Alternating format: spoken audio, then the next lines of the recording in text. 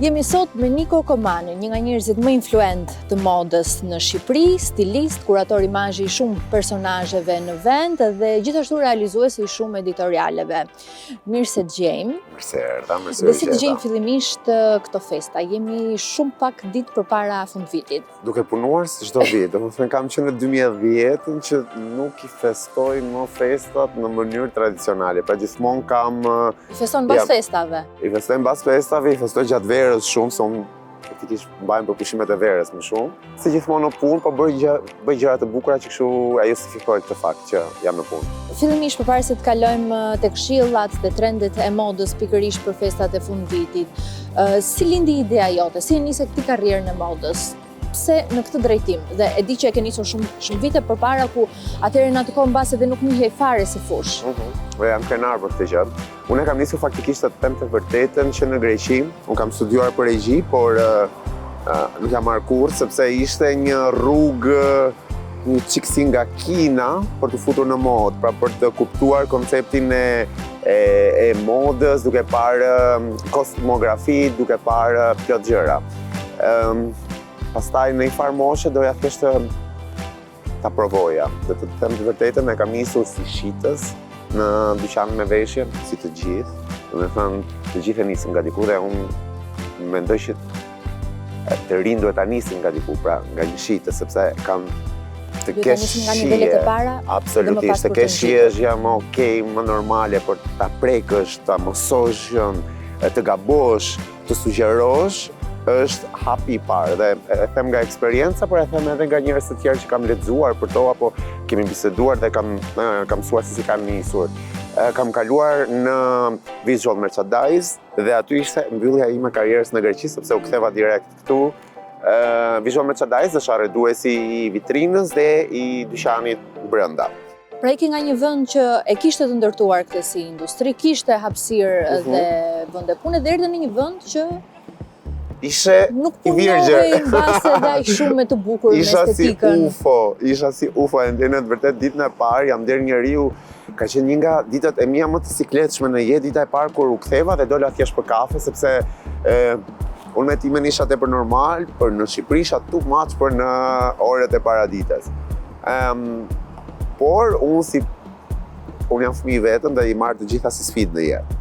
E mora si sfidë, thash okej, unë dua t'i futem kësaj gjëje, erdhën shumë gjëra rastësore.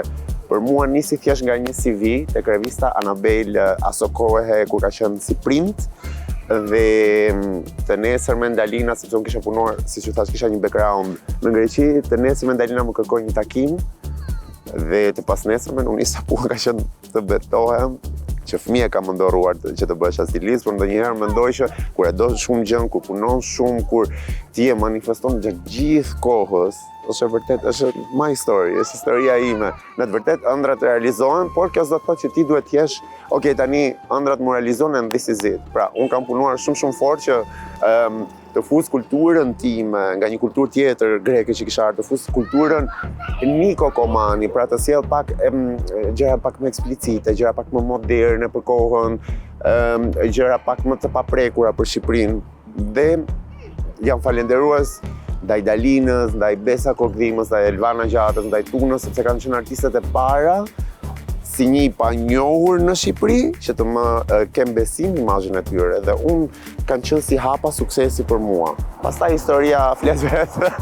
Me shaka, pastaj erdhën gjërat shumë natyrshëm dhe unë jam gjithmonë ai Niko që kur dua të punoj fuqishëm, ose duhet sjell diçka në treg, ose marr një pauzë sa rifreskoj mendimet e mia, sepse edhe duke punuar non-stop, mendoj se konsumohesh. Absolutisht, unë jam edhe i pauzave, kam pauzuar dhe jam marrë për shumë me ekranin, dhe jo shumë me styling, jam marrë me kompeticione, dhe jo shumë me styling.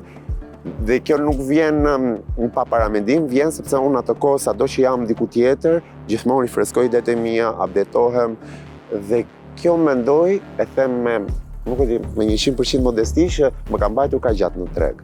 Cili ka qenë stilisti që të ka frymëzuar më shumë? Kur kam qenë i vogël, nuk e dija çfarë ishte stilisti. Kur u rrita dhe u futa në botën e modës, dhe sot që flas, stilisti që më ka frymëzuar është Nicola Fornicheti. Aso kohë edhe tashmë sërish stilisti Lady Gagës, si do më thuash pse Lady Gaga, si gjithë bota, sepse unë mendoj se jam ai stil. Nuk kam sjell diçka si Lady Gaga në Shqipëri, por kam sjell një version totalisht shumë më modern nga ato që kanë parë njerëzit në për stilistë të tjerë. Më inspiron ai sepse gjithmonë ka qenë futuristik, duke sjellur të tashmen në një version vizualisht më të bukur dhe më të prekshme nga e ardhmja. Jam krenar që nuk mund të them që inspirohem nga McQueen apo nga njerëz të përafërt apo nga Mugler apo nga Valentino e të tjerë, po inspirohem nga ky sepse është një njeri normal që e ka nisur si çdo kush. Po aktualisht stilisti që të pëlqen më shumë, që keni ide të përbashkëta? Jo, dhe nuk e them për mendjemasi, e them pjesë unë jam gjithmonë out of the box. Preferoj jo të shkoj safe. Jo se shumicat e stilistëve shkojnë, por më pëlqen ta çoj përtej limiteve. Madje edhe nëse komentohet, disa herë njerëzit thonë, "Oh, komentove që ishe kopjuar." Po that's what the point te koka ime, është unë të dal të marr zhurmë edhe për veshjen dhe jo vetëm artisti për performancën apo projektin e tij, të përflitet gjithçka. Se unë jam stilist dhe sjell gjithmonë veshje apo kombinime që njerëzit kanë parë në mënyra të ndryshme të sjellura nga mua. Cila është modelja më e mirë? E huaj, modeli që e ke ikon ose... Ikon, Tyra Banks. Unë fal saj në për fotoshute jam shumë apo si me vipa, si me modele që janë fillestare apo dhe modele që janë profesioniste. Unë i ndihmoj shumë duke i treguar poza dhe gjëra dhe të gjitha këto në kokën time vin nga Tyra Banks, duke ndjekur karrierën e saj, ku ka qenë modele e Victoria's Secret e mëtej gjithë reality show që ka patur American Next Top Model dhe për mua i ka qenë leksion. Dhe për mua ajo është, përveç se është ikon në pasarela, edhe pse ka ndaluar karrierën e saj shpejt, mendoj se ka qenë një mësuese e mirë për modelet që momentalisht janë në treg. Dhe mund të thoja dhe Naomi, por Naomi është ka pak më shumë karakter të vështirë, por Tyra është 100% modele për mua. Të kthehemi pak në aktualitet. Përpara se të shkojmë tek rekomandimet, këshilla, çfarë do sugjeroje ti për veshjet pikërisht në natën e ndrimit të viteve, çfarë shikon gabim tek veshja jon pikërisht në rastet festive? Cili është gabimi më i shpesh që mund të bëjmë ne tek veshja jon, në përgjithësi tek pamja jon? Mendoj jeton në një epokë tani më që secili vesh çfarë doj dhe si do ndihet më shumë komod. Pra nuk mundem unë patjetër të shkoj dhe të ke veshur gabim. Jo sepse ashtu do ndihet komoda të natë. Unë shoh që po teprohet shumë për shembull me ngjyrën e zezë. Preferohet ajo zgjedhja klasike, ajo zgjedhja që nuk del kurrë nga moda, jemi më safe. Jo, ne mund ta zgjedhim atë gjë, thjesht mund të zgjedhim version që të jetë me pajet, mund të jetë në velvet, mund të jetë në satin, kupton, mund të ndryshojë material, por copa mund të jetë e zezë. Unë do t'i thoja për ato që duan të shkojnë safe tek e zeza që të ngarkohen me aksesore, pra të vënë një varëse të madhe, të vënë vës, unaza sa më shumë, pra dhe ajo e zezë që ato mund të kenë veshur të jetë tepër glam për atë të mbrëmjen. Pastaj in general sugjeroj njerëzve tek paletat e të kuqes, tek jeshiljes, tek bordeaux,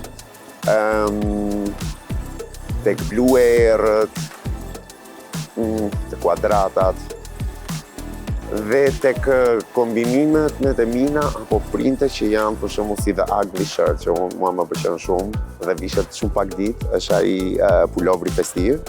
Akoma edhe me ato mund ta kalosh natën e vitit të ri, domethënë prandaj të mbarë se si secili ndihet akoma me pijame festive mund ta kalosh. Prandaj secili ndihet më komod vitet e fundit. Sipas teje, natën e ndrimit të viteve, pikërisht kemi dalë, jemi me familjen, do shkojmë në një vend me shumë njerëz, gjallëri, muzikë, çfarë mund të veshim? Si e imagjinon pamjen e një vajze nga kokat e këmbët? Unë shikoj dhe me një fustan totalisht velvet në nuancat, ose mund të jetë një palpadallona me një këmish, sepse femrat gjatë vitit të ri nuk veshin shumë padallona, jam mësuar të gjithë të veshin fustane dhe xixa. Jo, mund të jetë një palë padallona shumë të bukura velvet me një këmish saten të bukura, mund të jenë jeshile të errta me një bordo të mbyllur apo me një të kuqe gjaku të errët. Të jenë gjëra pak më edhe komode, po edhe festive, po të larguar nga ato ai glemi që jemi mësuar tek koka jon.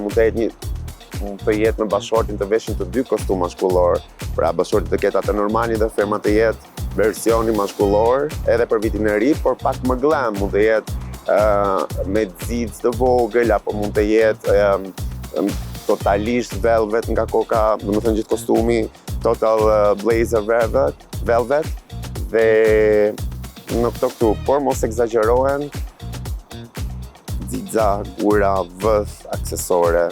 Nëse është veshja me xixa, atëherë fare aksesore, të rregullohen më shumë, të kenë një perfect look, perfect hair, që të ruan balancën. Cilat janë trendet aktualisht për sa i përket aksesorëve? Ngjyrat, materialet. Jemi në një muaj, mund të them, sepse trende momentalisht nuk është se ka, dhjetori është gjithmonë glam. Janë kristalet në ngjyrë jeshil, pink, të verdh, poqell, pra jemi më shumë te këto, ose te goldi. Pra nuk është se për vitin e ri ti do shohësh që të ketë vëth floriri të mëdhenj me rreth, apo ato që mund të shikosh çdo muaj tjetër. Por gjatë vitit të 2025 do jenë në modë shumë aksesorë të florit të mëdhaja. Pra mund të jenë vëth të mëdhenj, unaza të mëdhaja, tani ka dalë në modë dhe shumë unaz gisht i tëri, zylyqe shumë të mëdhaja, por momentalisht po jetojmë në këtë fazën e festave që jemi vetëm me kristale, me temis, me gjëra sa më elegante dhe fine. Dhe çfarë mund të veshim diçka për ta bërë sa më unike pamjen tonë, sa më personale, që mbase edhe të mos fillojmë të njëjtën veshje diku me dikë tjetër? Sugjerova, mund të vishën të dy me kostum. Se jo, do më pëlqente ideja shumë. Dhe ishte, me thënë, do të rihni vëmendjen, sigurisht. Base kjo është për shumë të guximshëm. Për ato pak më normal, çfarë do sugjeroja, mashkull sigurisht një kostum, për të qenë edhe brenda, le të themi, kodit të veshjes që përkojnë po më vinte në shqip. Dhe femra, vajza mund të veshi, femra apo gruaja, apo mund të veshi një fustan, do ta sugjeroja një saten në ngjyrë gold në mustard. Shumë i bukur, me një peliçe, shumë klas, me një palvat të bukura dhe flokë të mbledhura. Një paltaka, se po imagjinoj tani se thjesht më erdhi shumë naturalisht, thjesht ngjyra doja atë ngjyrë dhe e imagjinova në saten që do ngjaj shumë bukur. Dhe voilà, mund ngjaj shumë classy dhe shumë festive në njëjtën kohë. Dhe së fundi... Dhe please, make-up, jo shumë të egzageruar ato ti, do me thënë make-up sa më të lehtë, mos harrojmë që minimalist, nëse do dini dhe do festoni, do pini, do bëjni... është edhe kjo. Mendoni pastaj, be after. Dhe së fundmi, çfarë ke manifestuar ti për veten tënde për vitin 2025?